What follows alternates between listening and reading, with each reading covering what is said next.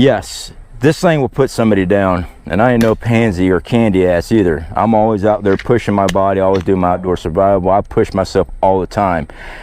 This thing will put you down on the ground. Oh, oh God, that hurts. All right. Oh. Let's see what we got here. Yow. Oh.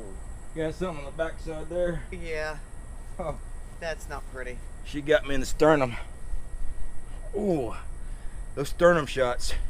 Oh man, they suck. We have the Max projectiles. This is the OC and tear gas blend.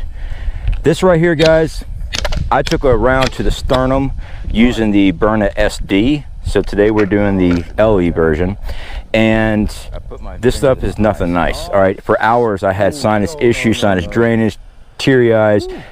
It sucks. So when you start taking rounds from this thing, you don't want to be in that area anymore. Oh no. All right guys, so this sucks. This is actually very painful. I don't even know if I'm in frame. I'm telling you exactly what I'm feeling.